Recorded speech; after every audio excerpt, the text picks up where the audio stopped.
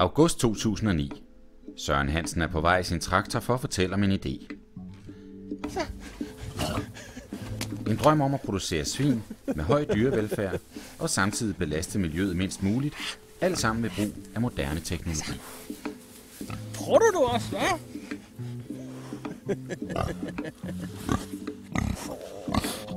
Det bliver en helt anden måde at arbejde, for du skal fokusere på at passe dyr. Og alt andet, det kører automatisk. Der bruger vi teknologien. Så vi bevæger os fra at være en lavteknologisk virksomhed til en højteknologisk virksomhed. Det er det, der også sker i det her. Den proces med det anlæg her. Og det er her på denne mark i Galten ved Aarhus, at Søren Hansen vil placere et unikt anlæg med produktion af svin og tomater under samme tag. Søren Hansen har etableret et samarbejde med tomatavler Mads Petersen fra Odense. Søren fik fat i mig, endelig. Og grunden til, at han...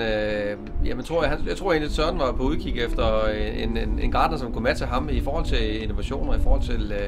der er mod på at prøve nogle nye ting. Og vi har egentlig arbejdet med innovationer her så rigtig, rigtig mange år. Det har været vores drive egentlig. Og for at finde ud af, at vi kan lave mere miljømæssige løsninger, nogle mere produktive løsninger, nogen der gør noget for arbejdsmiljøet. Altså vi prøver egentlig at summe det hele sammen, fordi at producere tomater i Danmark, det er op ad bakke. Så vi skal tilføre produkterne en masse andre ting end bare pris.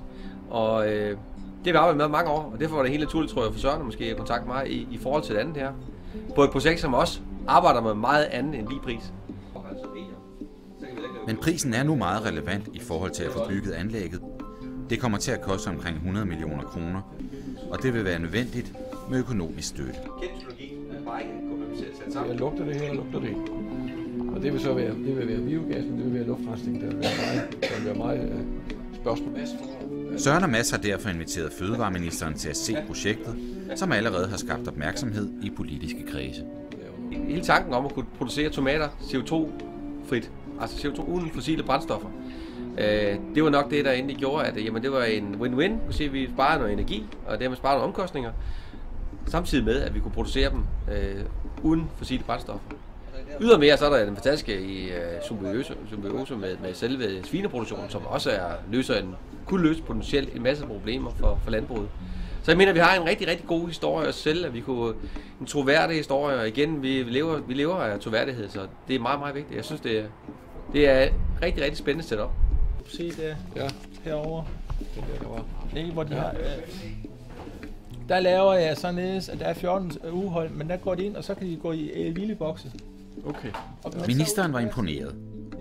Men selvom Søren Hansen og Mads Petersen får støtte til projektet af Realdania, så må den nærmeste fremtid vise, om de to kan få økonomien på plads, så projektet kan realiseres.